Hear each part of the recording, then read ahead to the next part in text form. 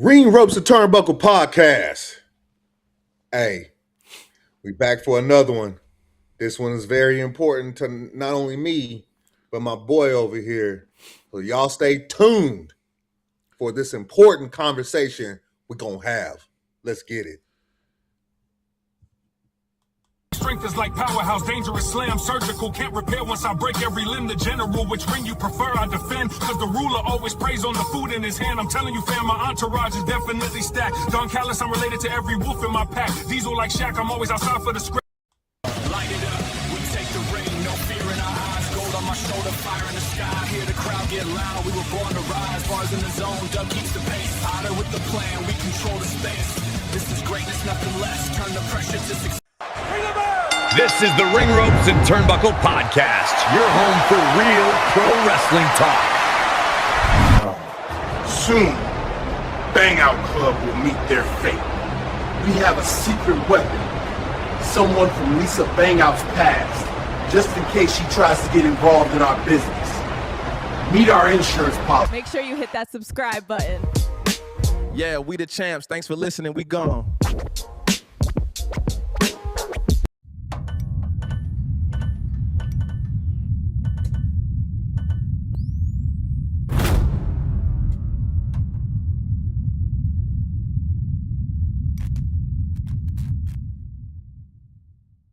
You want the best? You're looking at her. This ain't just a sport, it's a lifestyle. Welcome to the Ring Ropes Turnbuckles Podcast. We are the champions of wrestling talk. Please stand by.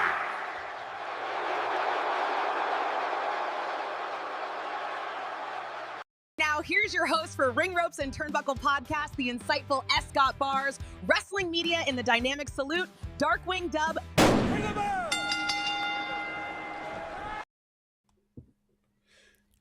We are back, folks. We are back. It's your boy, Southern King, Darkwing Dub. And right next to me, we got the homie, the bro, the insightful Scott Bars. What's going on, bro? Hey, what's good? We are back. Special episode. Yes, sir. Happy Black History Month. See my Black History bracelet right here. You know what I'm saying? Happy Black History Month to everyone. Although it may be March 1st, Black History never ends. Everybody remember, just because we get the shortest month of the year, Black History never stops. Mm-hmm. Always remember that. Mm-hmm. And y'all will see when we get the thumbnail posted for this, some of I actually came up with the concept. Mm-hmm. So I actually put some of my influential, Black History people at the top. Y'all will see who's all up there. But we are a wrestling podcast, so we will be discussing Black pro wrestling. Mm-hmm. And to start this conversation off, I want to ask you this, bro. Did WWE, and because there's a lot of discourse online only about WWE, but I want to know, was there enough done for Black History Month by WWE and AEW? Well, if you want me to be honest, I'm gonna be honest. I don't think there could ever be enough. You know what I'm saying? When it comes to Black history in professional wrestling, I don't think there could ever be enough. It needs to be covered all year round, because Black wrestlers were very scarce at one point. You know what I'm saying? So, like, I know usually you'll have most people that point the finger and say, oh yeah, it was them over there, or it was them over there. Like, when you said that, thought process came in right away. It never can be enough. You know what I'm saying? Like, of course, I would say for both parties, you know, they're trying their best to promote more, but it kind of feels more genuine on one side and less ingenuous on the other side, because the one side's been accused for so long, and they're finally finally becoming hip to it, and they're trying to fix it. But this is something that should have been fixed, you know, years and years and years ago, before we even gotten to this point. You know what I'm saying? So I can say that, but I don't think there's enough coverage of Black history when it comes to professional wrestling. I don't think there's enough coverage on either brand. You know what I'm saying? And and I gotta say, there's not enough coverage, you know, and my reason being, like I said, you know, back then it was very scarce. Like, I heard there's so many Black wrestlers that I recently heard of that I didn't even know existed. I didn't know.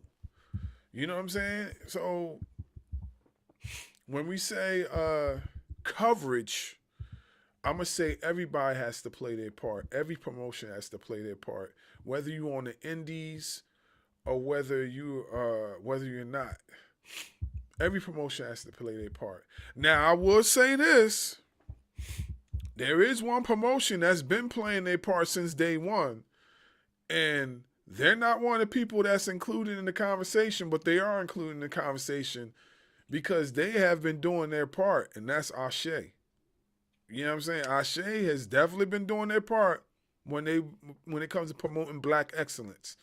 So when you say coverage, they have been covering Black excellence when it comes to professional since day one. Of course, they're all Black company, you know what I'm saying? But they have been doing it since day one. You know, there might be others. Of course, we know there's others, but the one that we can say that is the mainstream of the indies when it comes to Black wrestler is Ashe Wrestling.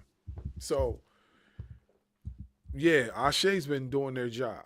You know what I'm saying? And they're only getting better at doing their job. So, yeah, you know, they the ones that are handling their business. Everybody else got to catch up to them when it comes to Black excellence. Man, first and foremost, shout out to Darius Lockhart and Ashe Wrestling.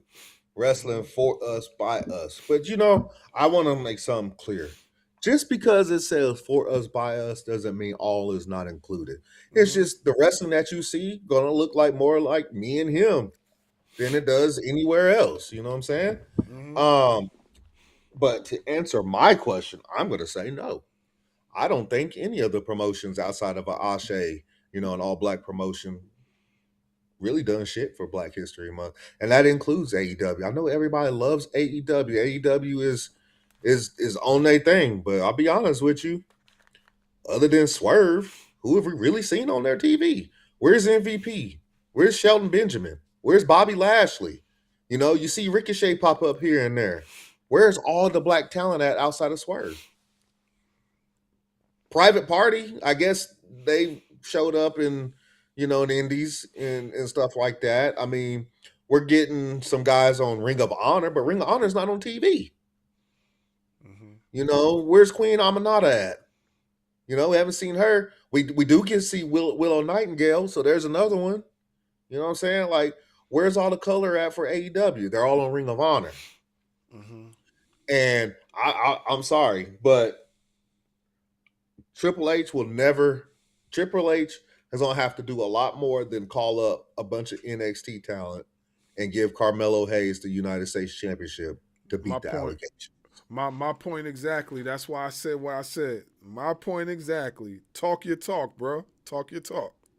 He's going to have to do a lot more than that to beat the allegations, because just because you call up Obafemi and you're making him look like a monster, just because you call up Trick Williams and Javon Evans, making them look like superstars, guess what?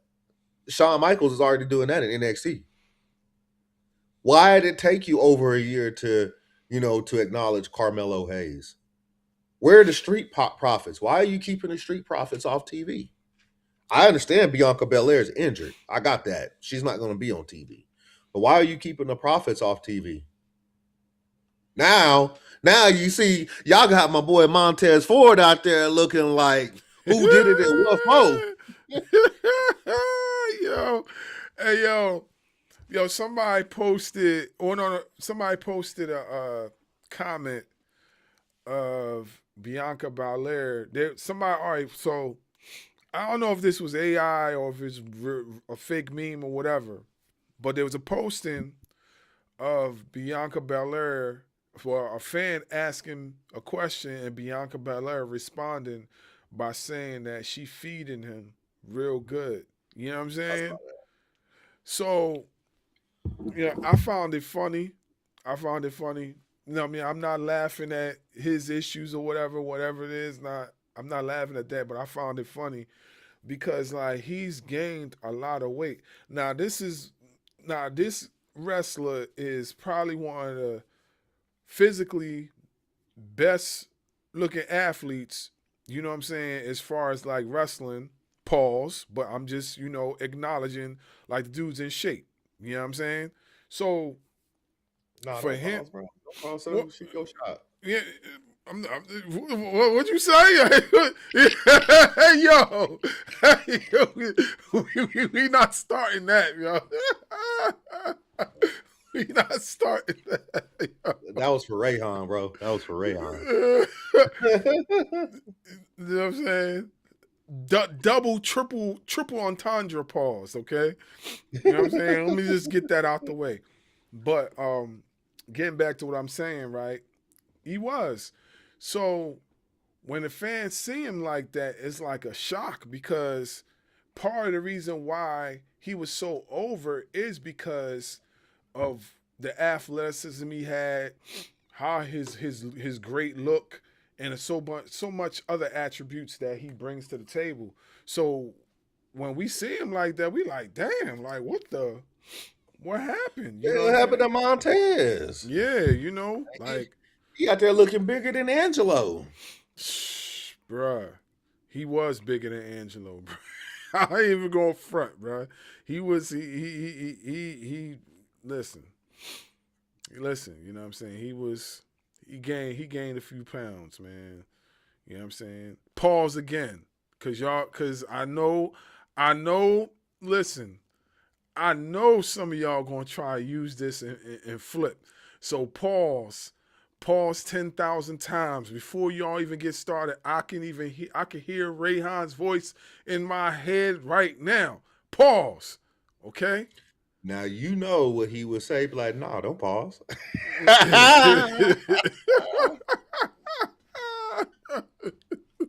I know he would say that too. Yeah, say that. Nah, don't pause.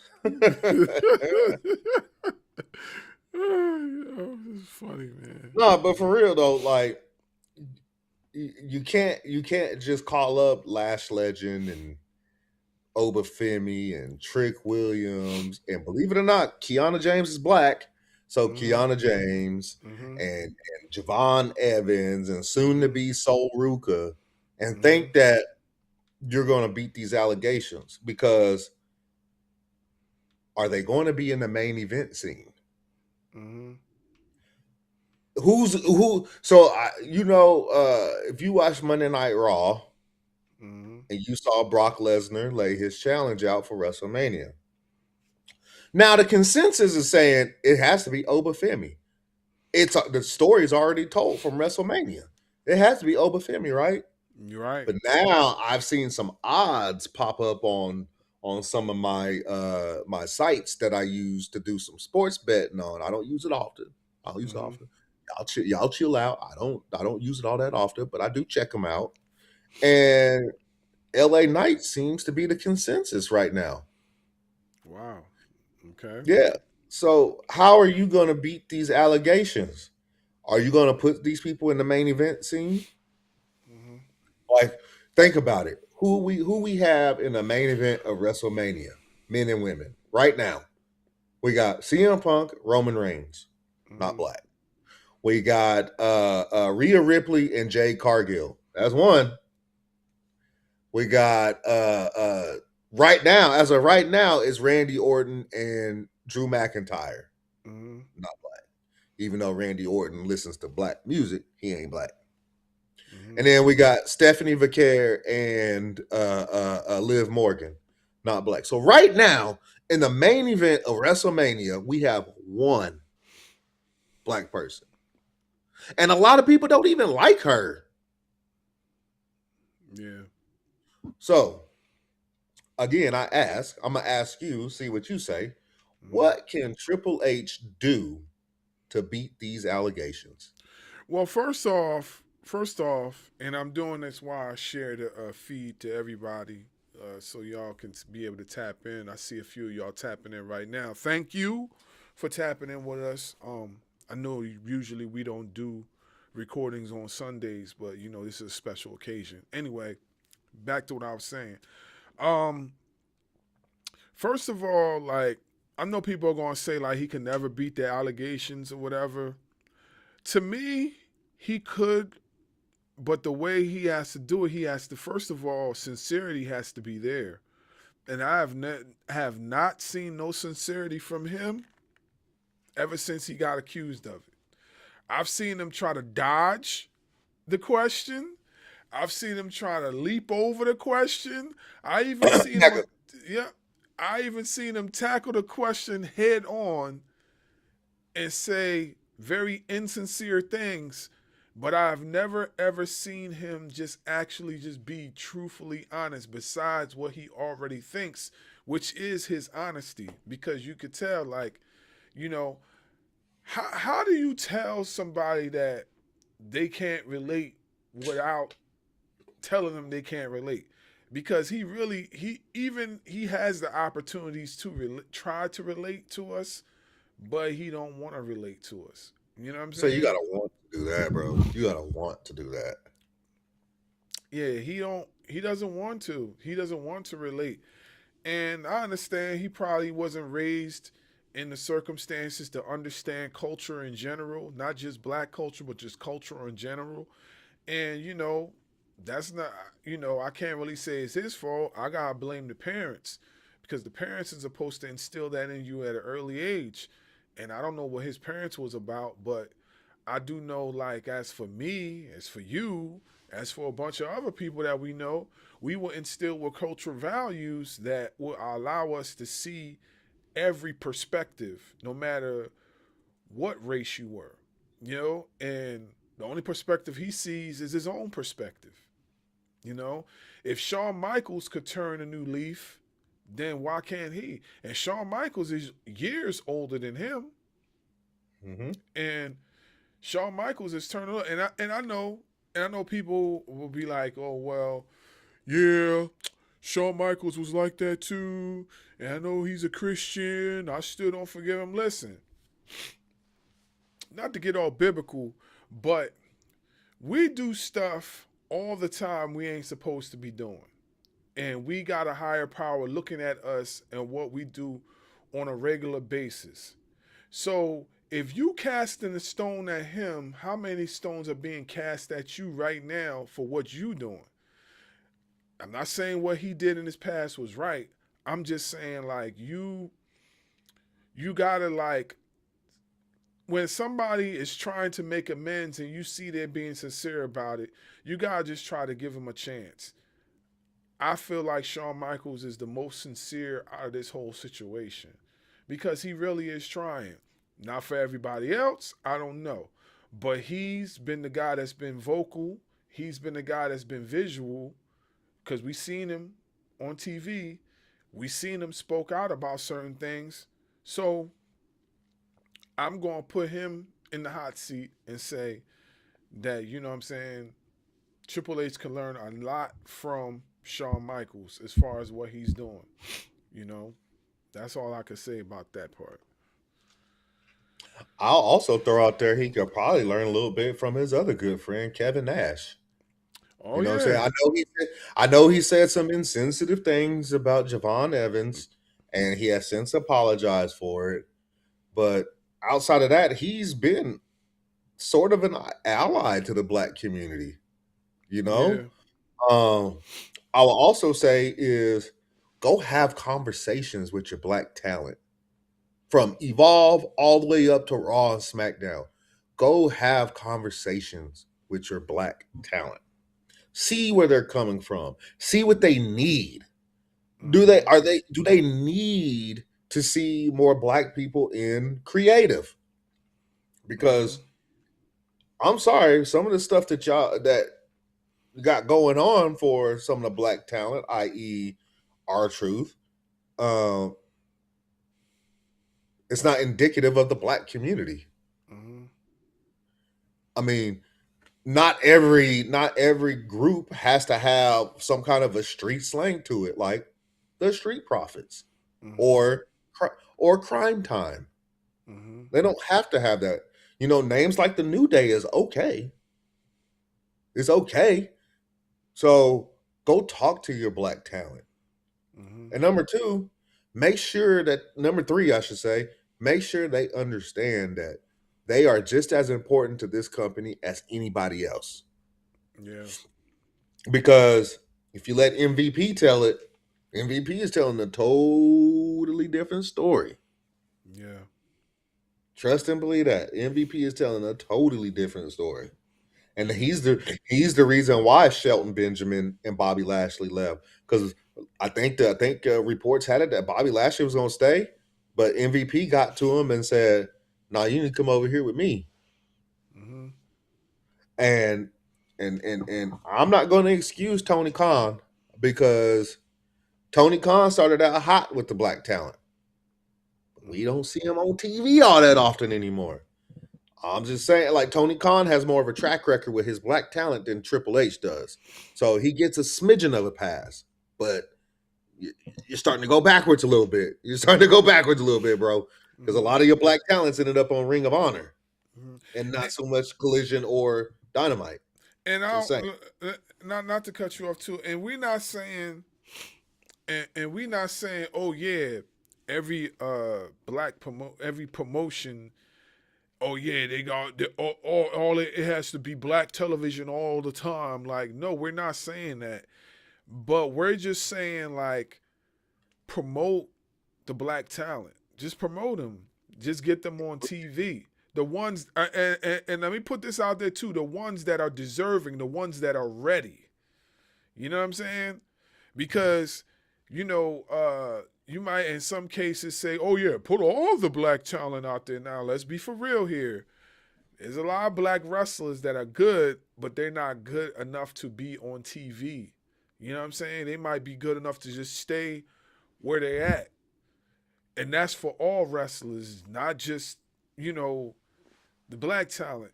So what I'm saying is that the ones that are ready, like the Javon Evans, like the Obafemis, you know what I'm saying, people like that, those are the ones you need to push to the forefront and basically be the flag bearers for what you're trying to fix. You know, like you got to do that. You know, like every promotion, I'm pretty sure, has the Pacific black talent that are basically the flag bearers for the culture. You know what I'm saying? Those are the guys that you need to put them in situations where they could get you certain endorsements somewhere. You know what I'm saying? Where they could get you a certain demographic. You know what I'm saying? Where they could get you certain talents to come to your company. You know what I mean? You guys start inserting black writers, start having writers, so that you can understand our psyche, where we coming from. You know what I'm saying? Like, that's how you integrate yourself and find out about the culture. You know, am I overstepping when I'm talking? Like, you know, just tell me. No, because if you think about it, what did he do? What did Triple H do to endear himself to the Samoan community? The Rock, Roman Reigns, the Usos, which then brought Rikishi, which then brought in Jacob Fatu. So it's like, and now you got the Tongans on there. JC Mateo, Jeff Cobb. We're gonna call him Jeff Cobb. So it's like you know how to make stars out of Samoans. You cannot sit here and fucking tell me that it took a year and a half for Carmelo Hayes to be ready for TV. You cannot sit here and convince me of that. Mm-hmm. So there's no excuse of it. If you can push, a lot of people do not like, especially now, but people are sour on Jey Uso right now. Is Jey Uso the best wrestler out there? No. But do you know who's a better wrestler than Jey Uso and who was more than ready to be put in a more prominent position on SmackDown? It was Carmelo Hayes. Carmelo Hayes is a way better wrestler than Jey Uso. I get it. Jey Uso's been in the company longer. You know, he's got the backing of that Samoan dynasty. Mm-hmm. But you cannot sit here and tell me that it took a year and a half or a year and some change, however long it was, for Carmelo Hayes to be ready to be in a prominent position. And then on top of that, he has a U.S. title, right? Mm-hmm. What feuds is he building with this title? What is he doing to get this title over except for defending it every single week in an open challenge? When are we going to start getting story behind it? Like, okay, you have something small working with Ilya Dragunov, but they're being like best friends and stuff like that. But where is an actual story for Carmelo Hayes to work through? There isn't one. There isn't one. Mm-hmm. Give him a story. Like, put him in a position to succeed. Because eventually, this open challenge shit is going to wear out.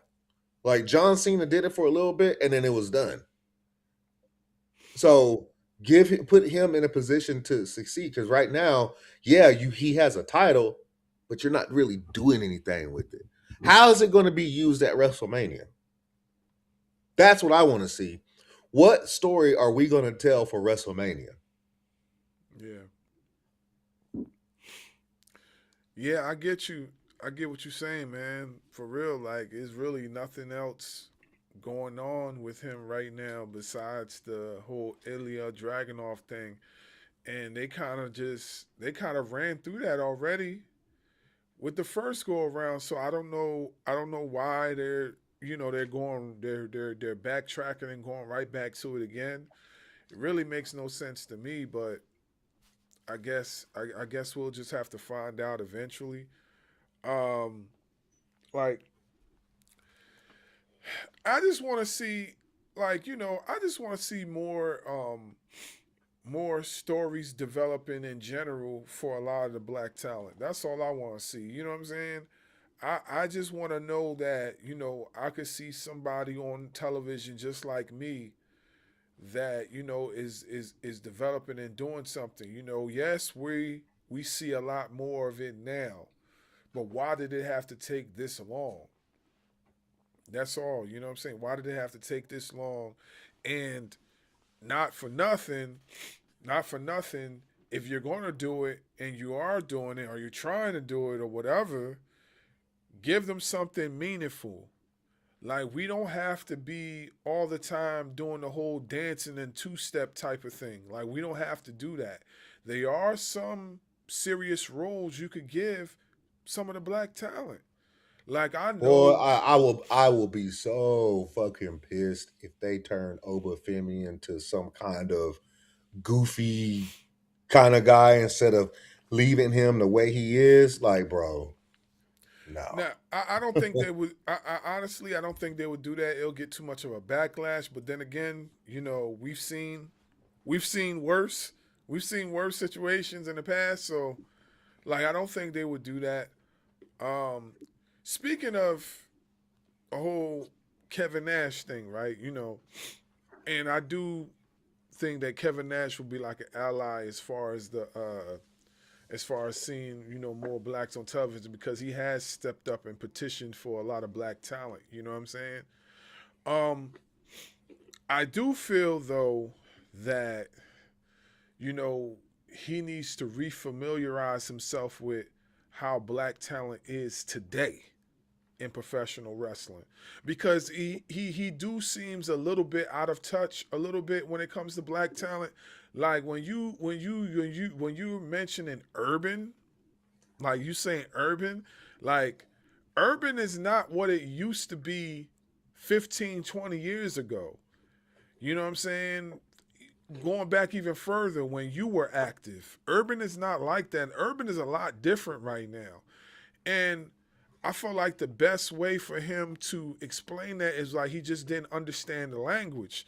Now, if you said that instead of saying Bojangles or urban or whatever, then I would have got what you're saying.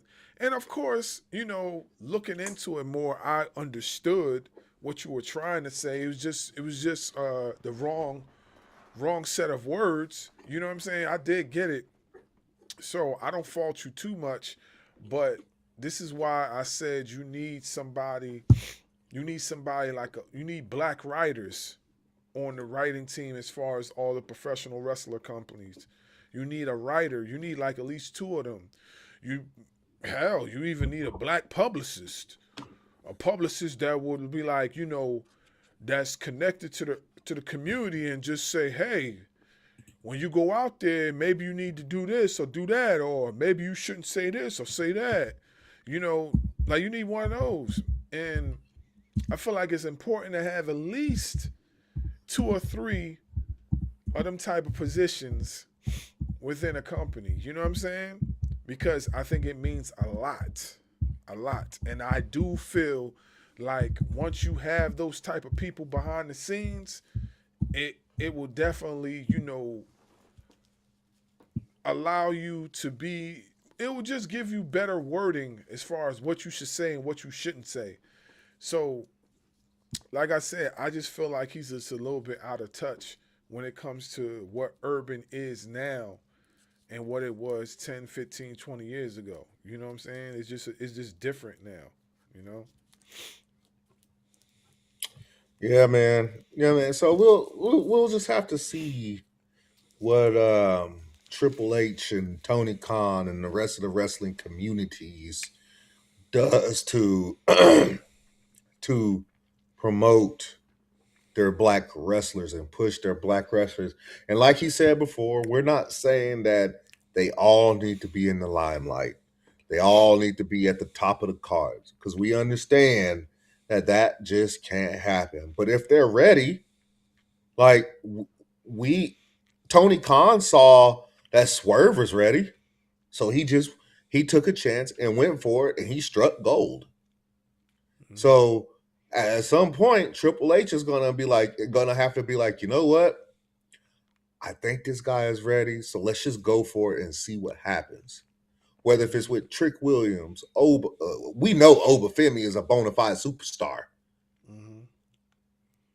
Javon Evans, hell, they didn't already came out and said that WWE doesn't see Javon Evans as a main event player. Like, how the fuck would you know that? You just called the guy up. Mm-hmm. He was a main event player on NXT, so why can't he be a main event player on the main roster? Mm-hmm. I'm not saying that he needs a belt right off the bat, but just push him and see what happens. You might strike gold like AEW did with Swerve. Mm-hmm. Trick Williams. See what happens.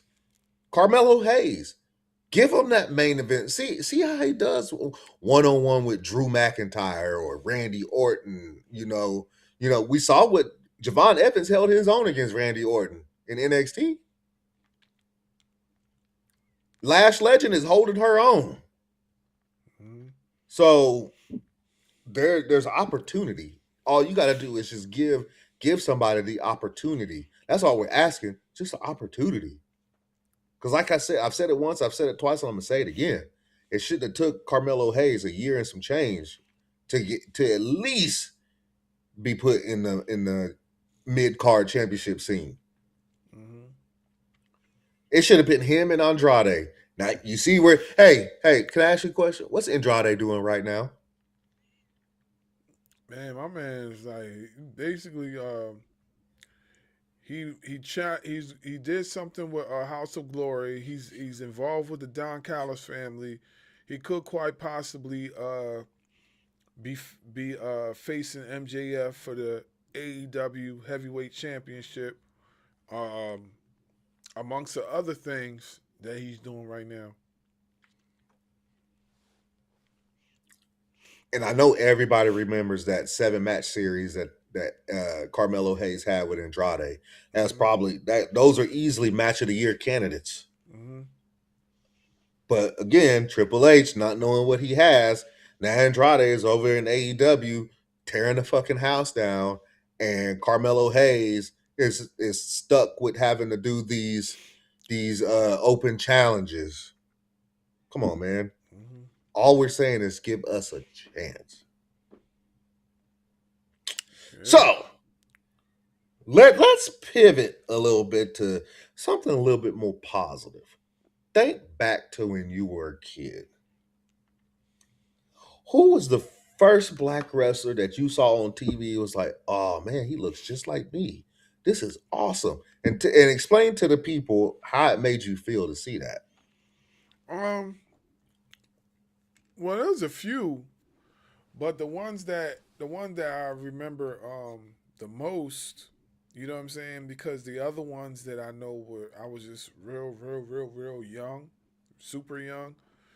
But I could still make mentions of it. Was for one, the first one that I actually seen was Junkyard Dog. Junkyard Dog, like he was a character, you know what I'm saying? Like energetic. He was loved by the fans. He was a beast, man, and I felt like it was cool to see somebody like that. And not for nothing, like I seen Junkyard Dog in person. Like he actually came to Atlantic City, and he had relatives that actually lived in the same projects that I lived in at the time. So it's crazy. Whenever he was in town, you know what I mean, if it was for a show or whatever, he'll pull up in this like pimped out joint, like hoopty joint. And all the kids would be like sitting there like at the playground looking like, yo, that car look fire as hell. Like, who's that? You know what I'm saying? And you know, in our mind, we see a car like that, we automatically thinking, you know what I'm saying, it's a dealer or whatever like that, you know what I'm saying? And then he comes out the whip. We like, oh, you know what I'm saying? If you want to see like how many little kids run up to this guy, you know what I'm saying? Like, it was crazy, man. And it was just cool. And it's not like he had like 10, 20, 30, you know what I'm saying, bodyguards. He ain't like, as far as I remember when I seen him, he ain't had nobody with him. He came on his own. You know what I'm saying? But the kids knew who he was. Maybe some of the adults didn't, but the kids knew who he was. And that meant a lot. I believe it meant a lot to him too, because like how many times do you see your favorite wrestler just pull up in your projects like that and walk over to somebody else's crib like it's nothing? You know what I'm saying? And not for nothing, how many celebrities do you know that could actually do that without having security? You know what I'm saying? Like, and not for nothing, he was a big dude. You know what I'm saying? Pause again, but he was no joke, man. Like, who gonna try to pull up on Junkyard Dog in his prime at that time too? Who gonna try to pull up here? You crazy? He'll knock your head off. You know what I'm saying? So, like it definitely was pretty cool. And another person, of course, Booker T. Seeing him, Harlem Heat, especially on TV, when he won the title for the first time. He actually held the World Heavyweight title and the U.S. title simultaneously. A lot of people failed to mention that. Am I right? He did have them both at the same time at one point, right? I'll look it up. Don't get me lying to you. Yeah, I think he did. He had both titles. He held both titles at the same time, and like I felt like that. Like growing up, you know, when you watching and seeing somebody of his stature do that, it meant a lot. You might not have understood at that point in time how important it was to have somebody like him on TV holding the top prize in professional wrestling. But when you look back at it now as an adult, you see how important that was. You know what I'm saying? And he had some banger of a matches too. And he had a swag about him that was unmatched. It was just different with him. And you know, I want to go all into, you know, detail, because I know we got a lot of time to cover the other wrestlers we want to speak about. So I'm probably going to be backpedaling and talk about more other wrestlers. But at that point in time, those were the wrestlers that I remember. And if I do make mention, I could definitely say Cold Scorpio was another one too. You know what I'm saying? He made it cool to have that swag in the professional wrestling ring, and you could see his essence throughout professional wrestling as you look at the other promotions. You look at people like Xavier Woods and who else? A Kevin Knight and there's a few others. You know what I'm saying? You could tell they were watching a Cold Scorpio or they were watching a Booker T. You know what I'm saying? You could tell they were watching those guys because you could see their essence within their moveset, within how they present themselves, their ring gear, all that. And Scorpio was an innovator too. A lot of the high-flying moves that you've seen now, he did it first. He did it first. You know what I mean? And I talked to Scorpio about this. Shout out to the big homie, right? I talked to him about this, right? We still trying to figure out who had the Harlem Hangover first. Because Scorpio does it. He does it with a little bit of a twist. And then so does Booker T. So we still trying to figure out who had that joint first. You know what I'm saying? We debating with that right now. But yeah, man, like Scorpio has some like classic of a matches, man. The joint he had with Benoit. He faced a lot of people in the indies too. Like Cassius Uno. I didn't know he faced him. He faced Claudio Castagnoli too. Cesaro. Yeah. I didn't know that. Yep. He faced Cesaro. Faced a bunch of people. I was like, who? I was like, what? I was like shocked. He faced a lot of these guys that you see on the big time television now. He faced them before they became who they are today. You know what I'm saying? And he put on bangers, like classic matches with them. So it's like, it's crazy, man. You know? And don't forget, speaking of Cold Scorpio, there's some wrestlers that would have never been what they are without him.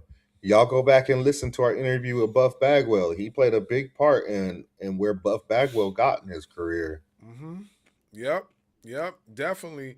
He played a significant part in a lot of people's career. But of course, you know, the biggest one was Buff because they were a tag team at one point. They were like the best tag team on television at one point. They had a Tag Team of the Year award, all that type of stuff. They were on top of the food chain until, you know, whatever happened. But they were like the best. It wasn't nobody else beating them, you know. Yeah, man, Too Cold, like anchored a lot of stuff that people just don't know about, you know. And I pray that we're able to get him on the show. I know we talk to him, you know, on a regular, but I pray that we're able to get him on the show one of these days and he's able to tell his story and, you know, just, you know, drop some gems on, like, you know, who who he faced and how he became who he is and who basically he influenced, because he's influenced a lot of folks. Yeah, there's you know what's funny is there's a lot of black talent that has influenced other wrestlers. I mean, just look at what we're seeing right now.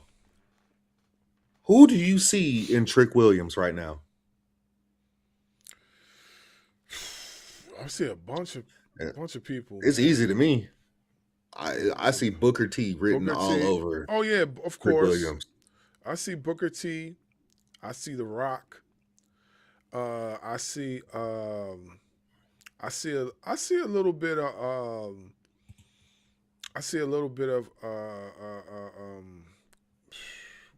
Godfather because of the outfits or whatever. You know what I'm saying? Not saying that that's going to be his character, but I'm just saying, like, when you look at how he dressed, that's a little bit of Godfather, the fur and coats or whatever. I see his mic skills is crazy. You know what I'm saying? Like, if you're talking about mic skills, like, his mic skills is like consistently elevating. Trick Williams' mic skills is consistently elevating. So there's no telling, like, where he gonna end up next as far as his promo game.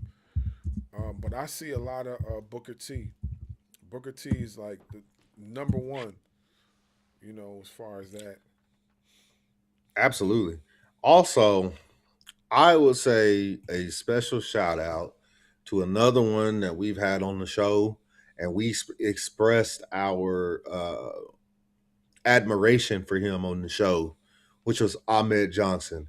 Oh, yeah. WWE, Triple H, I don't care. If somebody can see this and get this up to whoever needs to hear it, stop being petty.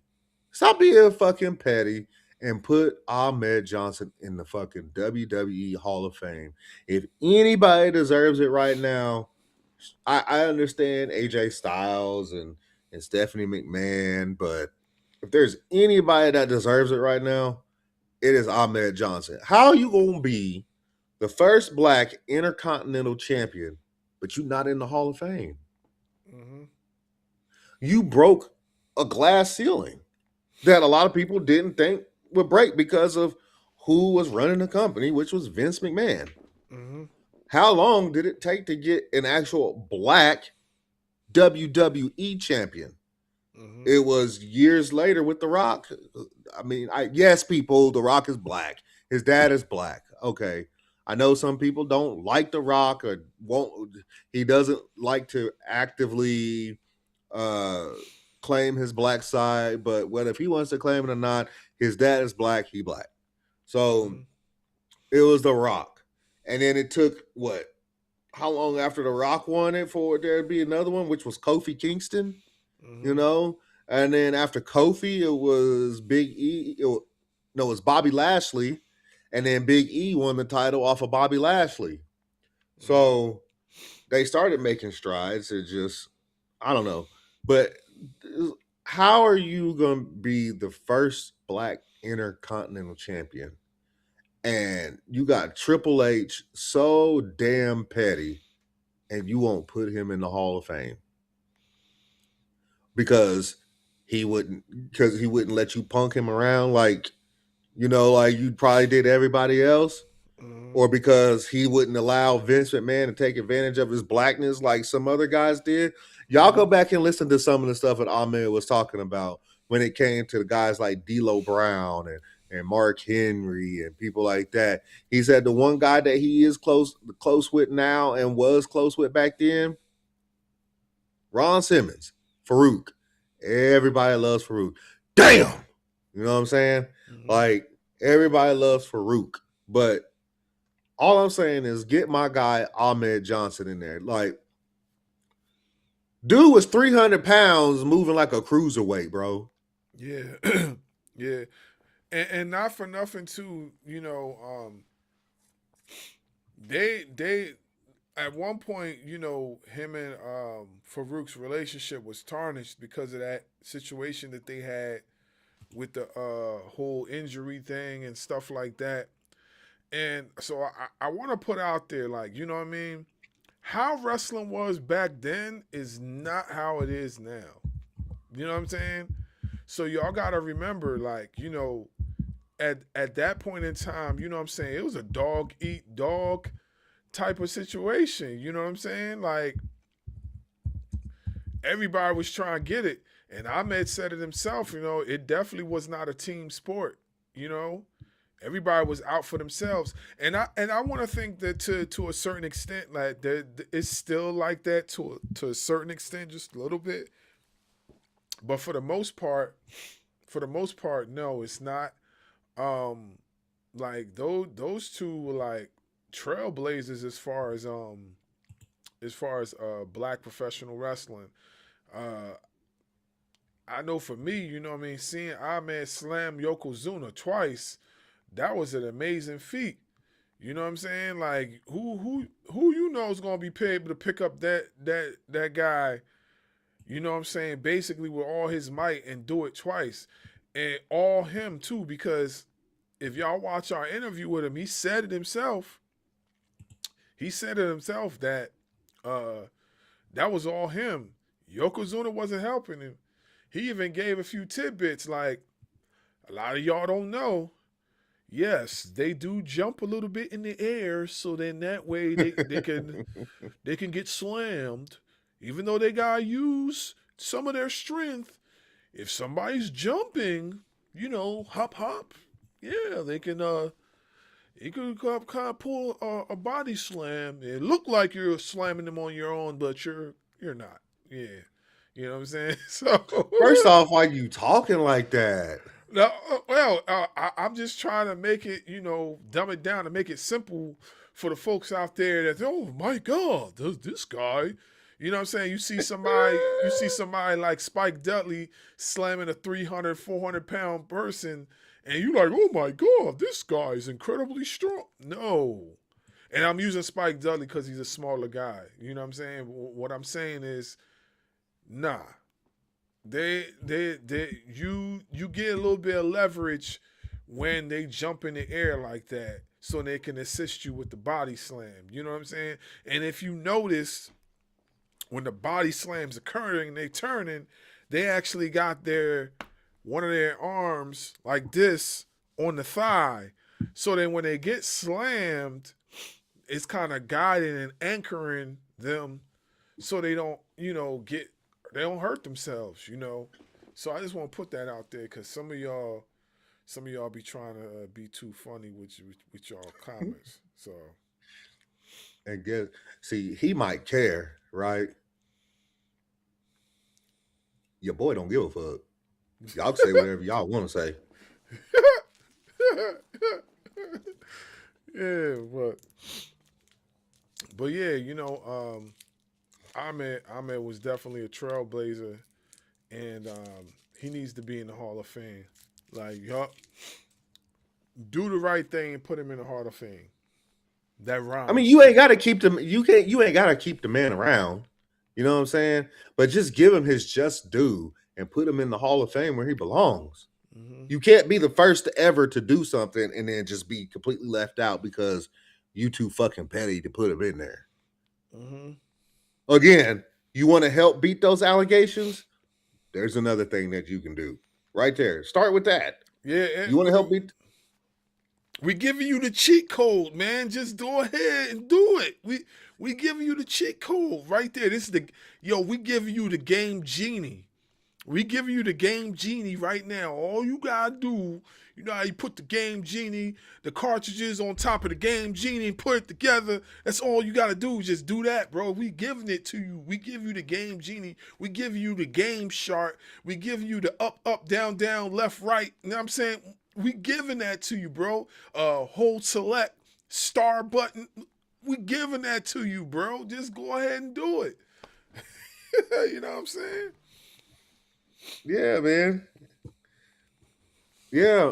And I remember, we was talking about how it felt to see somebody that looked that had my skin tone on TV like that. Mm-hmm. And I remember how it felt seeing Ahmed Johnson. Like I didn't really recognize, like, you see, you quite a bit older than me, so of course Junkyard Dog would resonate with you, right?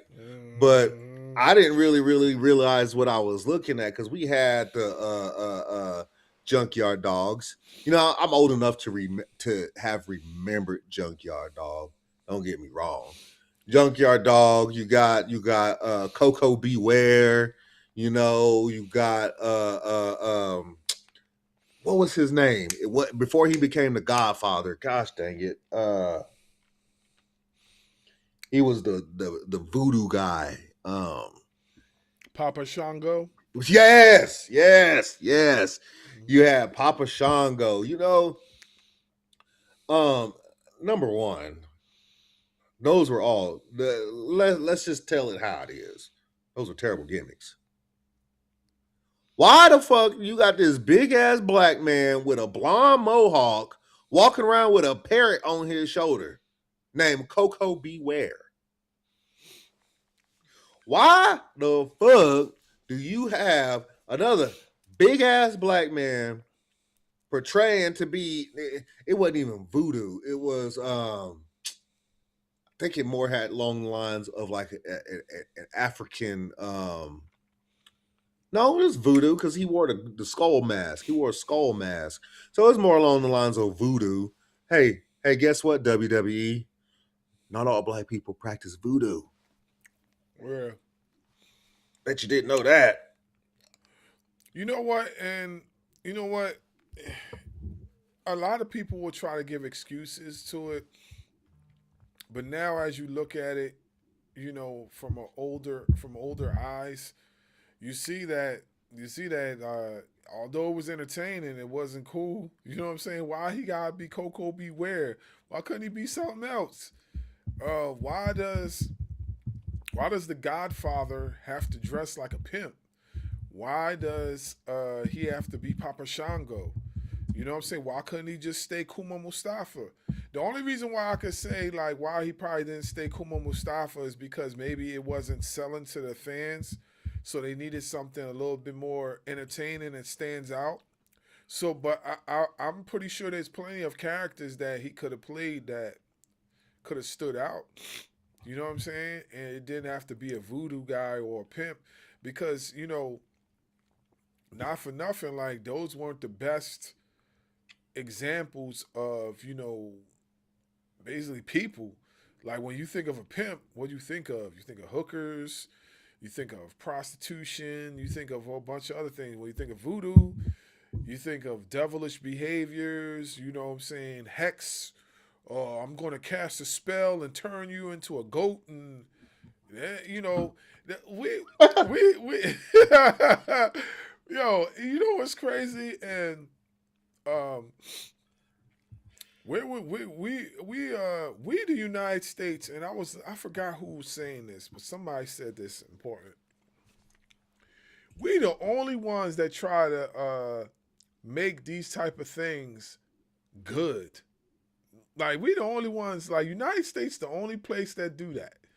Like, you know what I'm saying? You don't see nowhere else, you know what I'm saying, giving witches and witchcraft all types of merits, you know what I'm saying? But you go to the United States, oh, it's a melting pot of all this, you know what I'm saying?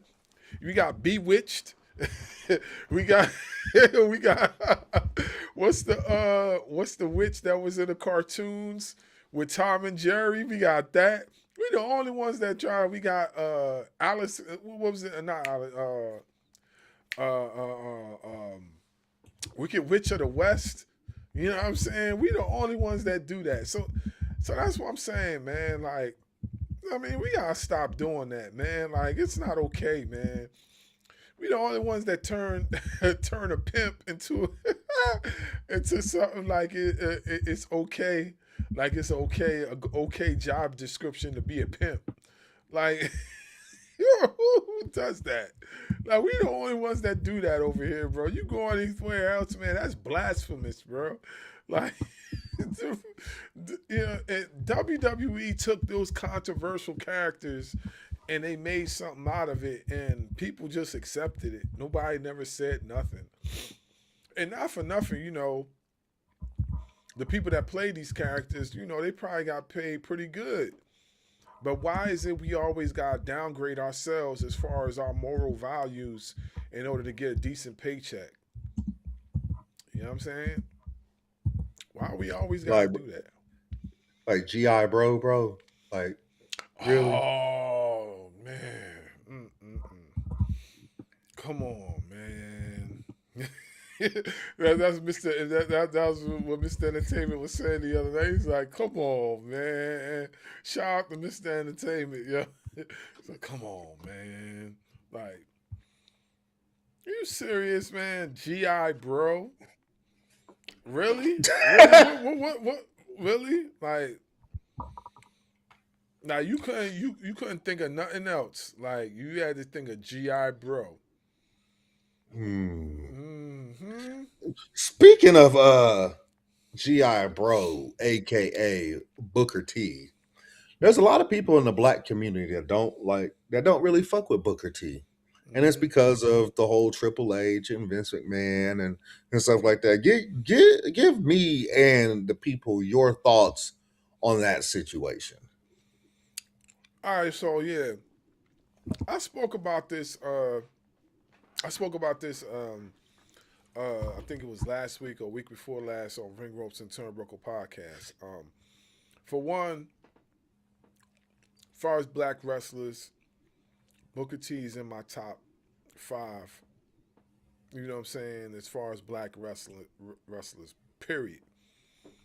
You know what I'm saying? I'll be lying if I told you that I didn't like Booker T, his character, and what he did in professional wrestling. Now, do I agree with everything that he says? Absolutely not. But I think that's okay for me to like a wrestler and disagree with some of his takes. I think that's perfectly fine. I don't let my feelings get all involved and entangled into it. Now, that goes by saying this, right? He says some challenging things at times.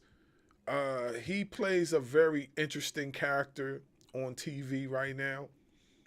But you got to remember the promotion that he's working for. You know what I mean? We don't know how he is outside of this. You know what I'm saying? Have you ever worked at a facility and you have to be this certain person just to like blend in and go about your business? You might not like the person that you are in that facility, but you have to do it to make ends meet. Now, I know what some of y'all going to say, oh yeah, why doesn't he just quit then? You don't know his situation. You don't know what he's involved in. You don't know how many business arrangements he got. You know what I'm saying? You realize he runs a company called Reality of Wrestling. Reality of Wrestling is on the ID program. Not only that, you don't know how many plugins he got with WWE too, because he's with WWE. So a lot of times we get our feelings so much entangled, and not for nothing, I've done it a few times myself. But what I'm saying, like, we get our feelings so much entangled and stuff, and we don't even realize how much, these wrestlers have as far as what they're doing with their life outside of wrestling to provide. We don't know if he likes this character or not.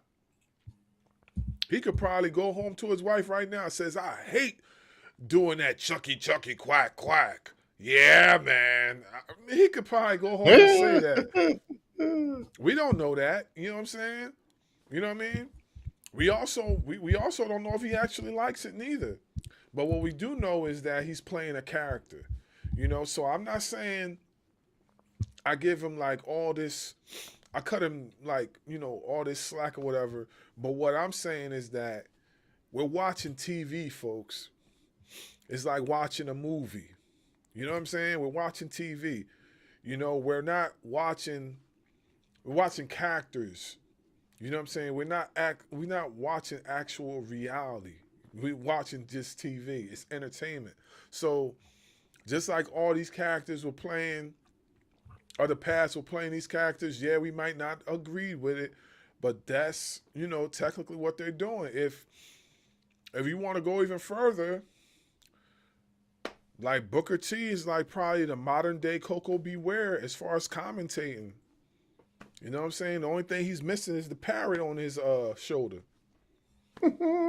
if you really want to like go that far into it, you know what I'm saying? Like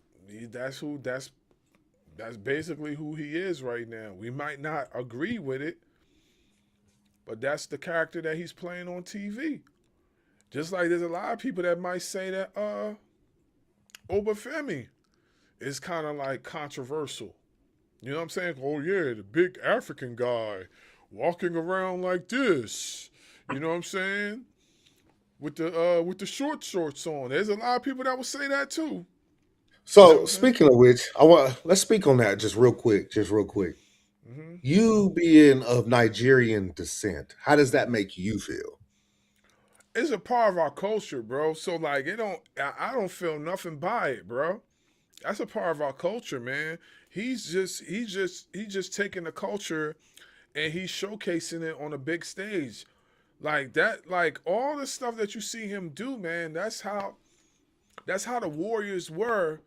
That's how the Warriors were when they went out to go hunt. That's how they dressed. I mean, of course, he's dumbed it down a lot for television purposes, but that's how they dressed. If you go back into how most of y'all think, oh, Africa's a big jungle. If you go back into there, because we gotta keep it a buck. There are people of the world in Africa and in other countries that still live that way because they choose to. They choose to live that way. I've seen a couple videos, man. I know how it is, man. It's people that choose to live that way. But what I'm saying is that's how they dressed when they went out to go hunt. You know what I'm saying? Like, think about it. Are you going to dress in a fitted hat, some jeans and Timbs, and go hunt for a grizzly bear or something so you can get a fur coat, or wrestle a lion with, like, who? You're not doing that, bro. You're gonna go out. You're gonna be a man's man. You're gonna go out there. You're gonna get your weapons. You're gonna get all geared up, and you're gonna go out there and face whatever element you gotta face, so you can bring the food home for your family. That's how they used to do it back in those times. You know what I'm saying? Do they do that now? Depends on what part of Africa you go. There's still places like that. And it's not just Africa, too. There's other third world countries that there's people in the outskirts that still live the same way. There's people that just like to live off the radar, off the grid. They don't want to live, the lifestyle that we live with the technology and TV. They don't want to be spoiled. They want to live that way, So to me, it don't make me feel like nothing because that's our culture, man. That's who we were, man. When you see that's how the Warriors were, man. That's how we when it was time for us to rock and get in the battle. That's how we were. So yeah, I don't feel nothing by it. So for everybody that want to sit here and say that it's offensive to the African culture, number one, in case you idiots did not know, Africa is a continent. Mm-hmm. A continent has countries in it. Mm-hmm. Just like Europe is a continent. Mm-hmm. It has countries in it. Africa is no different. So Obafemi is Nigerian, which is a country in Africa. Mm-hmm. Apollo Crews, formerly known as the Uha Nation, Nigerian. Omas, Nigerian. Francis Ngannou, Cameroonian. Mm-hmm. Says another country in Africa. Moose, Nigerian too. Moose, Nigerian. Israel Adesanya, Nigerian. Kamaru Usman, Nigerian. Then you got Dricus Duplessis, South African. So I say that to say Africa is a continent that has countries inside of it. It's okay to call it Nigeria. You don't have to say Africa. Nigeria, Cameroon, South Africa, Zimbabwe, Ethiopia, Chad, the Sudan. It's okay to say those countries. You don't have to just call it Africa.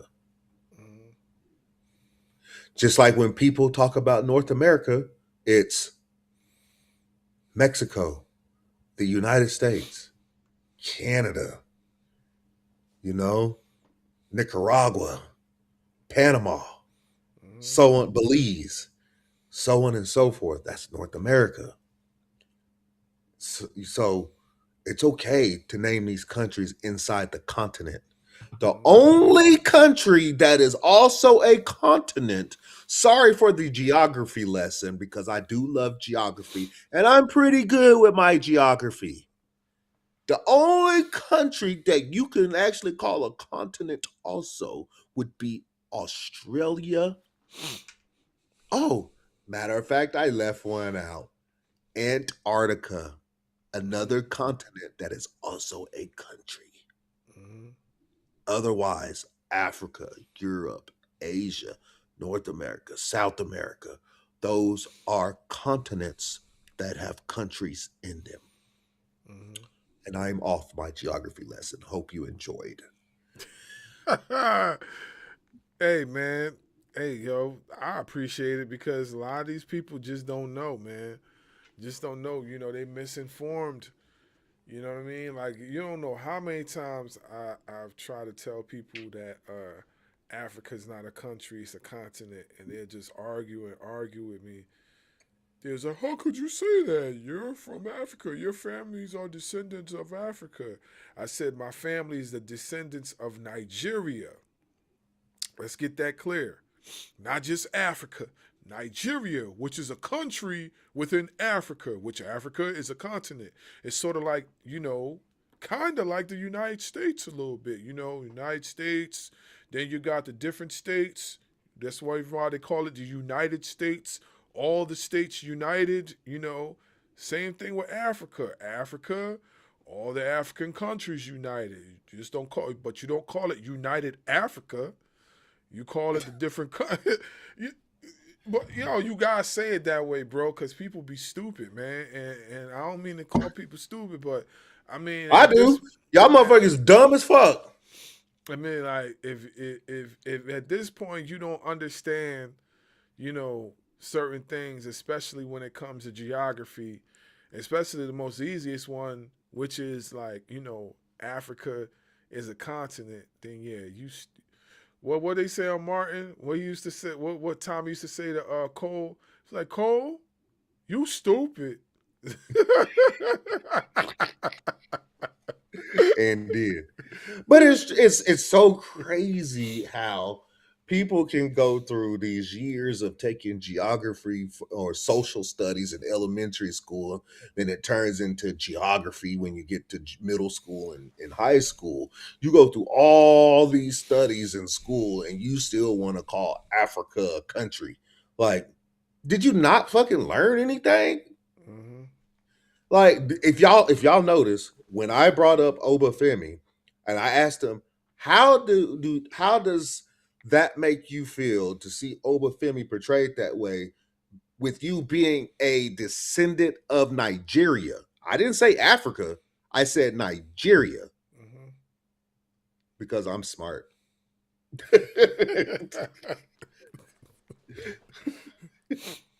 Because I have sense. Yeah, man. I don't know why people still get that wrong to this day. It's just weird to me. How they would not, use their thinking cap, and understand the difference. But, It's a conversation we could be arguing about all day, bro, because there's so many people that still don't get it. That still think that Africa is a whole country instead of a continent. There's still people that think that way, man. So, and it's just like what we were talking about before we even started the show. Is like people look at Africa as just like this poor continent that has nothing to it, and just look at it as desert and jungle and lions and tigers and elephants and black people still live in tribes, and there's no growing economy over there. It's just sand and animals, and the Sahara Desert and the Nile River is all that Africa has going for it. But if you actually do a little research, a lot of those countries in Africa have growing economies. Like Nigeria. Nigeria is a growing economy. You know? So, and not for nothing, most people there's only a certain amount of countries inside Africa that people over here actually know exist. Nigeria is one of them. Egypt is another one. And some people think, and y'all so fucking idiots, bro. Some people think Egypt and Syria are in the Middle East. Yeah. Hey, just get ready. Hey, guess what? I knew what you were Guess gonna what? say. I knew you was gonna say that. Yeah. Guess what? Those countries are in Africa. I knew you was gonna say that. I've been trying to tell people that for years, that Egypt is in Africa. Like, I've been trying to tell people that, but they don't want to listen. Oh, that's a Middle East country. And you know what? I blame some of the school systems too, because some of y'all actually been saying that Egypt is a Middle Eastern country and it's not an African country. You know what I'm saying? Tis. Some of y'all been saying that. I want to say this, like, although it does have predominantly Middle Eastern folk within that country, it's in Africa. You know what I'm saying? It's definitely in Africa. You look on the map, you see Egypt. You see Egypt on the African map. You definitely do. You know what I'm saying? I blame some of the school systems because you guys are very much misinformed. Like, you guys been promoting the wrong thing to the children, you know, and then it takes us as parents to have to go back home and correct that. And you know, kids of today, some of them will argue with you, but my teacher said that. No, your teacher was wrong. The teacher was wrong, you know. So I blame some of you people in the school system. Y'all better get it together, man. Y'all talking about Black history, do it right. Stop promoting what you want to promote in Black history and promote it the right way. You know what I'm saying?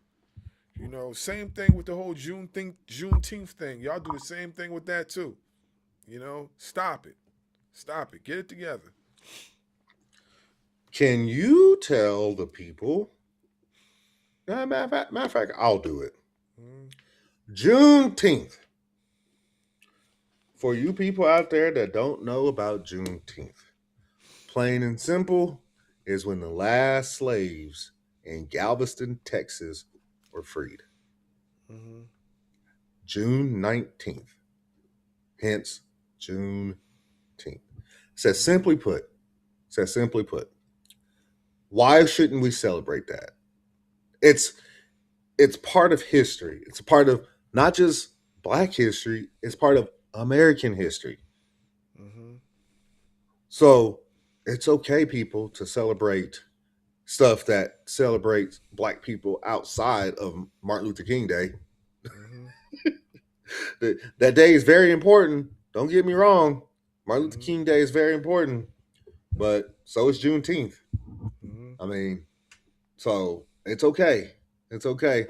I know we kind of got off topic here, but this is some stuff that had to be said to me. Like, Africa is a continent, and Juneteenth, it's okay to celebrate. Yep. Agree. And just so you guys are aware, well, why is it that Black people get a whole month and not veterans? Hey, guess what, dum-dums? veterans, I am him. I am one of him. Veterans get the month of November. You're welcome for the knowledge. Yeah, man. I don't know, man. Just people are just so misinformed nowadays, and people, let's just put it like this, I'm glad that we have a platform that we could correct some of the missed, information that's been put out there into the universe.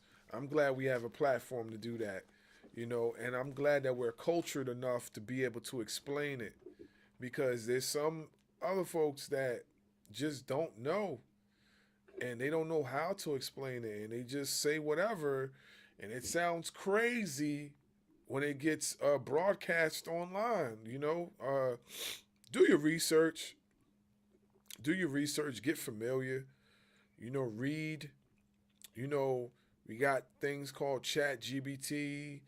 We got Google Gemini now. We got a bunch of programs that do it for you. If you don't feel like It's searching. like, if y'all ever listen to, and I'm not saying because he's wrong sometimes. We're all wrong sometimes. You know what I'm saying? We're not perfect. We're not perfect human beings, right? So we are wrong sometimes.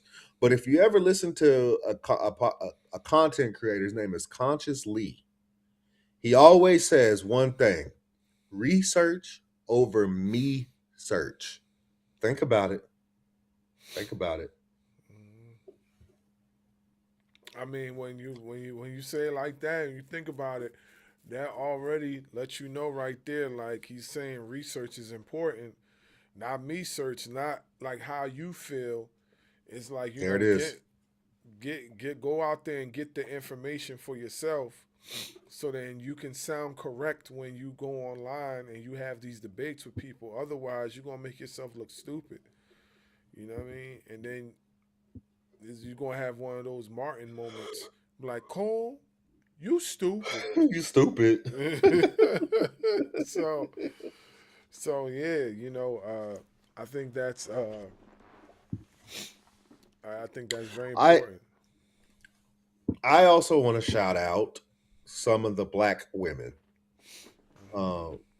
Miss Jacqueline, Jazz, those are the two that pop up right off the top. You know what I'm saying? They were the ones that really got it going for black women in wrestling, especially in the modern era. It was Jazz and Miss Jacqueline. It used to make me cringe so much when they would put Jacqueline in those bra and panties matches. Oh, that used to make me cringe. Like, let them other ones do that. Leave her out of it. So, but I want to shout them out. And then, even modern day, even today's, you got I know people don't like her, but what the fuck ever. Jay Cargill, Naomi, Bianca Belair, Mercedes. Those are just some of the few. Lash Legend now, Sol Ruka now, Kalani Jordan, Kiana James. Some of these black women are out there, really out there doing their thing. Like, some people say, and I'm one of them, some people say that the greatest women's wrestling match in WrestleMania history were two black women: Bianca Belair, Sasha Banks, aka Mercedes Moné, were two black women put on the greatest women's WrestleMania match of all time. Like, if that's not something to celebrate, I don't know what is. And eventually, I would love to see them run it back one more time, whether in AEW. No, I would say WWE, but Triple H will find a way to fuck that up. And it's crazy to me. Like, we sitting here saying Triple H will find a way to fuck that up. And it was Vince McMahon that put that together. It's crazy. Yeah. Fucking crazy. Yep. I know. But It was Vince McMahon that put that together. Oh, I forgot Naomi. Shout out Naomi. But it's crazy to sit here and say that, man, Triple H would fuck that up, thinking that it was his father-in-law that actually put Bianca Belair versus Sasha Banks together. That it's crazy to say because Vince McMahon is also known as a racist. Mm-hmm. But then, like you turn around and he does stuff like that. You know what I'm saying? Like, yeah, it took a very long time to get the first black champion, WWE champion, The Rock. But if we're talking about a full-blooded black American, Kofi Kingston. Y'all remember Kofi Mania? Just saying. Yeah. Like we said, it should never have taken this long to get the representation that we're getting right now. It should never have taken this long. It should have been a lot sooner. Are we happy that it's happening now? Yeah, but it should have happened 20, 30 years ago. You know what I'm saying? It should have happened around that time, or it should have happened before that. It should have just been out there already. Like, why do we have to say should have? No, should have already happened. You know what I'm saying? But you got to understand the climate to know, what was against us when it came to sports, period, in general. You got to understand the climate. We had sports stolen from us, too. You know what I'm saying? I ain't going... Don't let me go there about hockey. Yeah. When we start talking about hockey. Hey, you're a music guy. Don't get started on music because rock and roll, black invention. Country music, black invention. I'm just saying. I'm just saying. Yeah. Yep. So, I mean... Like it is what it is, we could go into so much, and paint this episode as a hidden colors episode. We could do that, you know what I'm saying? Like, but it's definitely the truth, man. Like, it's about time we come out the shadows and show what talent, we have had for many, many, many, many, many generations, you know what I'm saying? Just show off our talent and express it in the most colorful way possible without having to, look like a sideshow act. Because a lot of times when you see us expressing our talent, it always has to be something with like a sideshow act. It don't have to always be that way. You know what I'm saying? Like, we could do other things, So I just want to make that clear. Regardless if you guys agree or not, this is the truth, So. And I will say this, like, we started out the show saying that it is important to have Black History Month, but Black history is also American history. So let's not forget that. Like, if some of y'all out there get mad that we're celebrating our history, I'm sorry for you. You know what? I'm really not sorry. Get the fuck over it. Mm-hmm. I'm sorry that we are proud of our history, whether if it's him being a descendant of Nigeria or, acknowledging where Juneteenth comes from, or acknowledging the strides that have been made in professional wrestling when it comes to Black wrestlers. Because think about it, Junkyard Dog was the man in Mid-South Wrestling, and he came over to WWF and was a shell of himself. He was still a fan favorite because everybody recognized him from Mid-South, but he wasn't what he was. He was the man in Mid-South. He was the guy in Mid-South, to when he came over to Vince McMahon's promotion, he was relegated to mid-card because Hulk Hogan was the most important. Yeah. You telling me that Junkyard Dog couldn't go head-to-head with Hulk Hogan? Mm-hmm. I would say he probably could have outdid Hulk Hogan. Mm-hmm. So we are wanting people to understand the strides that our community has made. Do I think our community is in a strong spot today for professional wrestling? Absolutely. Because of what Darius Lockhart is doing with Ashe Wrestling. And then we'll see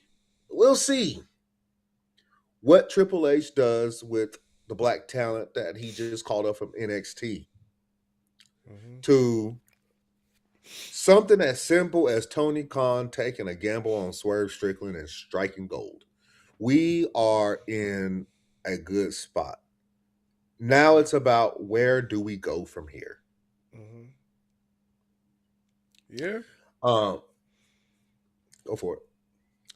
Yeah, just to wind it down or whatever, we just want to see more of black excellence on television, period. But specifically professional wrestling, we want to see more of that. Especially on the mainstream promotions, we want to see more of that.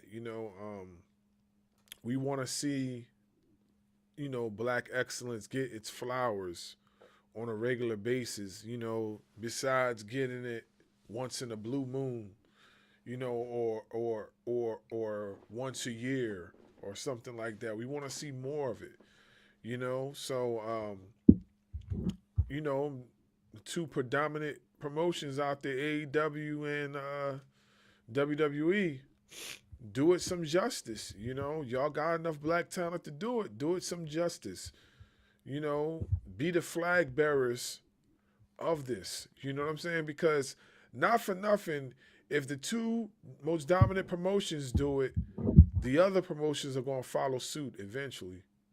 You know what I'm saying? You already got one promotion doing it without nobody's consent. They're doing it. You already got one. So where everybody else at? You know what I'm saying? So yeah, I feel like it's important. It's important to do that. It's good. It will keep a balance, and it won't show biasness. You know what I'm saying? It won't show no biasness. It'll keep a balance. So I think the balance is important. So I have, through this stream of us talking, this podcast of us talking, I thought of something that I want to start doing to start ending our shows with, even with our wrestlers. I want to start doing this. So as y'all know, I typically end our interviews with our wrestlers with, if you can see anybody on the Ring Ropes Turnbuckles Podcast, who would it be? But you so-and-so have to help us get that person here. So on top of that, I am going to add, starting with this broadcast, I am going to add, talking about briefly, one specific person in Black history. Okay. So if we are just about done here, I'll go ahead and hit it up. Okay. So the first person I am going to talk about is going to be Fred Hampton. Now, for those of you that don't know who Fred Hampton is, he was the chairman of the Illinois chapter of the Black Panther Party at just 21 years old.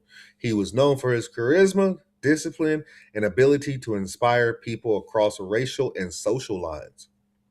He built the Rainbow Coalition, and no, it doesn't mean what you think it means.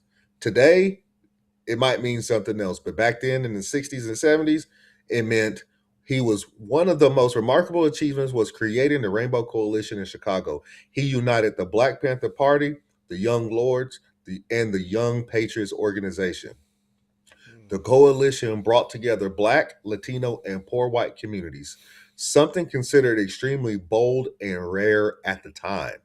So you can imagine how important he was to us as Black people back in his time before he was murdered by the FBI. He had a focus on community programs. Hampton strongly supported survival programs that directly helped local communities, including free breakfast programs for children, something that a lot of people are doing today, Free medical clinics, something that some people are doing today, and political education classes, which I believe is offered in high schools and colleges now. Crazy. That was a black man's idea.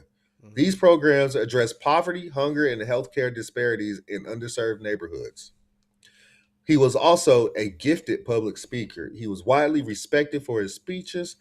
His messages centered on unity across racial lines is something that we definitely need right here today. I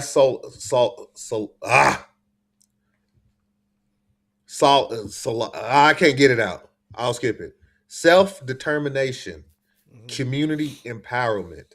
His quote, "You can kill a revolutionary, but you can't kill the revolution." That's deep. Yeah. Solidarity is the word I was trying to say. Class solidarity. It's still remembered, but that quote is still remembered today. You can kill a revolutionary, meaning just like they killed Martin Luther King, but you can't kill what he was fighting for, right? You can kill a revolutionary, but you can't kill the revolution. Courage and commitment. Hampton remained committed to his beliefs despite intense surveillance and pressure from law enforcement. Many view him as a symbol of resistance and dedication to social justice. Lasting legacy. His life and impact have been revisited in books, documentaries, and films like Judas and the Black Messiah, which is a movie that came out not too long ago, which introduced his story to a new generation. So needless to say, Fred Hampton was a revolutionary that our community needed at that time. And a lot of his views, as you can tell by what I read, is still enacted today. So, that being said, Fred Hampton is actually one guy that I have looked up to for a long, long time. Because, I mean, think about some of the stuff that he did. Like,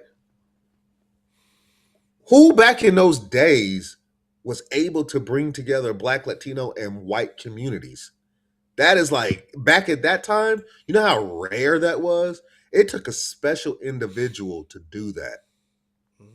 You know, he built a community around feeding kids. We don't, for whatever reason, this country is lacking that today. Like in my state of Oklahoma, Joe Biden sent money to feed kids in the summer, and our governor turned the money away.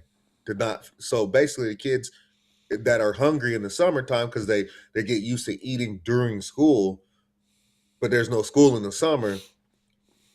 The government was sending money to our state to feed kids in the summertime, and our governor was turning it away. That's Fred Hampton's legacy, people. That's Fred Hampton's legacy, a black man. So, with that being said, if you got anything else left to say? No, that's that's a lot of information. You know what I mean? Some of that stuff I wasn't even privy to. You know what I mean? It just goes to show you how important it is to do your research and to know these things, because now I can go and, you know, speak to my kids about it. Like some of that stuff, I be honest with you, I didn't know. You know, and that's to my fault. You know what I mean? Because I know who Fred Hampton is. I just didn't dive deep enough into, you know, what he was all about. You know what I mean? But now I do, you know. So yeah, this segment of the show I think is important, and I want you to continue to do it, because this is very informative, because there will be people out there that won't know. Absolutely. Every time we do a show, I will end the show with a black fact, whether if it's a person, an invention, or something. It will be ended with a fact based on our community. Yeah. Oh, and before we leave, and you know I forget, shout out to the Black Wrestling Podcast. Black Wrestling Podcast. So they were holding this thing for Chris Bay. A lot of y'all who've been paying attention on the IWC about Chris Bay's story. You know what I'm saying? He got injured. It would say that he probably could never walk again. He defied the odds. He is walking again and could quite possibly get back in the ring again, too, at some point in time. That's crazy. Yeah, that's crazy. That's crazy. You know, God is good. God is good. That's all I got to say about that. But getting back to what I'm saying, they were holding this thing for, in support of Chris Bay, and they had the shirts. So I, in return, entered us in there, and Ring Ropes and Turnbuckle were part of that whole thing, and we ended up getting a shirt. We ended up getting a shirt. I'm trying to see like if I could get another one so my bro could have one.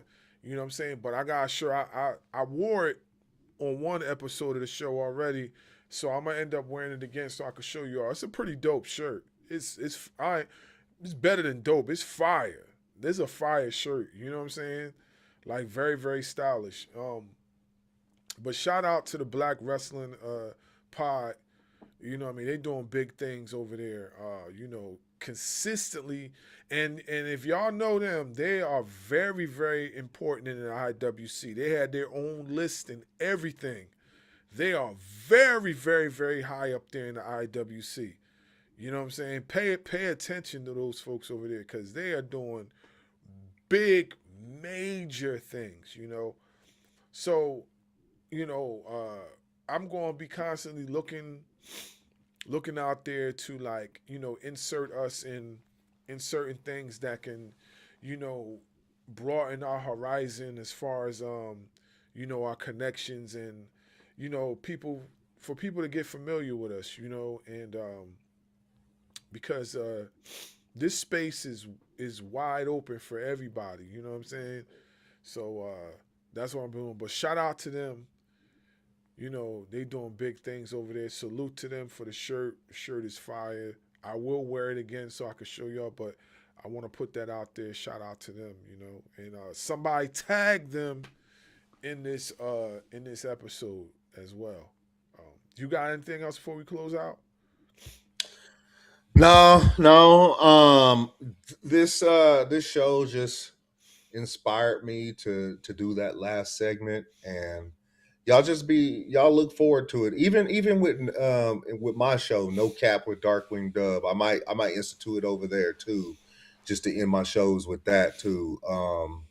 We'll see, but I'm definitely going to be doing it on Ring Ropes and Turnbuckle because it's just too important. It's just too important of a topic. You know what I'm saying? Like it's important for people to know where some of the inventions come from. Where, everybody knows where peanut butter came from, but do we know where the stoplight came from? Right? Mm-hmm. Like, do we know who Madam C.J. Walker is? Mm-hmm. We know who Rosa Parks is, but do we know who Madam C.J. Walker is? You know what I mean? And stuff like that. So that's why I feel like it's important to have this segment. So I'm looking forward to this. It's going to help me refresh my memory on a lot of this stuff too. So yeah, I'm excited for this. I really am. Yeah, most definitely, so and I want you to continue those segments, and also if possible when I do the shows on Thursday for Bars Wrestling Media, when the times that you're on the panel, and not for nothing too, when the times you are on panel, I'm going to just have you as, when you do come on, I'm going to just put you as a co-host. You know what I'm saying? Almost like what we do over here. So I could put you on the big screen and stuff. So it's just better that way. And I would like you to, put some of these black facts out there to the folks that don't know, because I feel like it's important, Absolutely. I will definitely try to get up there more. With all the kids being in sports, it's a little tough, but I'll do what I can. Yeah, most definitely. I think it's important. Also, this Friday, I believe is Mark James, right? This Friday, right? Who's Cam Jackson. Oh, Cam Jackson is this Friday. Yep. This Thursday, you know what time it is. Bars Wrestling Media Live. If you watched, listened, however, on the last show, those last 30 minutes was getting crazy. Shout out to Chris. Those last 30 minutes was getting wild, man. But shout out to Chris. Chris is a wild boy. Like, yeah. If y'all don't, real quick, I'll plug them in since they're not on here, man. Y'all go check out the #Heels for Life podcast on YouTube. Check out the H4L podcast or Timeless Megatron on TikTok. I'm telling you, dude is crazy. Yeah, he's wild boy, man. But shout out to Chris, man. Chris is one of the triple OGs of this whole Wrestle Talk podcasting space. So shout out to him. You know, like I said, we'll be back on Bars Wrestling Media on Thursday. Of course, we'll be back with No Cap. We're going to be doubling down on these episodes for Ring Ropes and Turnbuckle Podcast. So we're going to have more coming up. We're going to try to get more content out to you guys. I know we've been slacking just a teeny weeny bit because of, but we got lives outside of here. So sometimes it becomes a little tough, but we're going to get things back in motion. We came up with a plan, so we're going to execute it. A lot of big things is going on behind the scenes. We're going to have some more announcements for you guys. One more thing. So I hope you guys are enjoying my virtual self with the retro freestyles. I'm going to be doing these all the time, a lot more often. You go onto my S Got Bars page on TikTok. Make sure you check out the Super Mario freestyle. That's Retro Freestyle 1. And make sure you check out Retro Freestyle 2, which is the Street Fighter freestyle. Yeah, I know it's only 15 seconds, but that's how the video generates. But I'm working on extending them to at least a 2-minute music video. So once I do that, you guys will be the first to know, and I will definitely be posting it, around these channels so you guys can see it.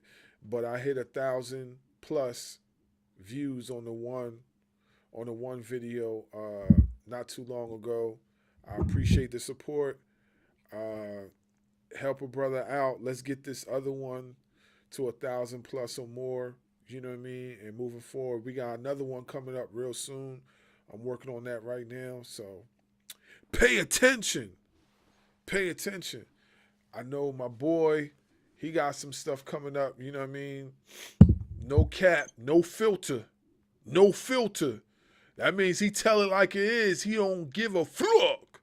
You know what I'm saying? That's the moniker. No cap, no filter, just truth.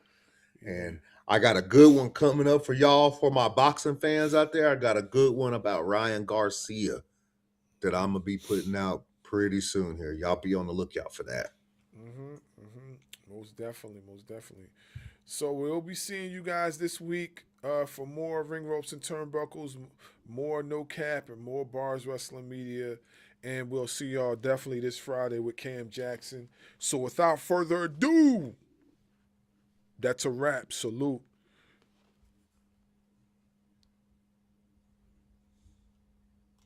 Yo, Robert Mason here, and the fire in this arena is unreal. And I'm Molly Finwick. We are the Ring Ropes and Turnbuckle commentary team, bringing nonstop action. And that wraps up another explosive edition of the podcast. Join us next week as the road to the championship continues. This is the Ring Ropes and Turnbuckle Podcast, your home for real pro wrestling talk.